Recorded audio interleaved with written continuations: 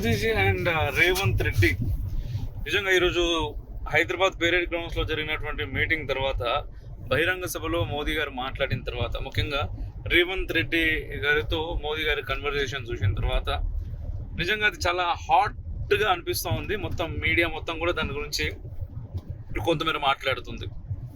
ఇక్కడ ఒక విషయం ఏంటంటే, ఆఫర్ చేశారా డైరెక్ట్గా మోదీ గారు రేవంత్ రెడ్డిని, నువ్వు మరి బీజేపీలోకి వచ్చేసేయని అనే రకంగా ఇక్కడ టాక్ నడుస్తుంది.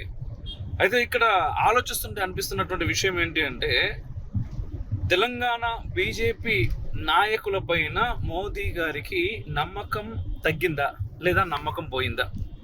ఇప్పుడు ఉండేటటువంటి ఈ నాయకులను పట్టుకొని కూర్చుంటే తెలంగాణలో బీజేపీ అధికారంలోకి రావడం కష్టం అనేటటువంటి విషయం ఆయన దాకా పోయిందా, లేదా బహిరంగంగానే ఈ బీజేపీ అగ్రశ్రేణి తెలంగాణ నాయకులకి ఒక వార్నింగ్ ఇవ్వాలి అని చెప్పేసి మోదీ గారు అనుకున్నారా?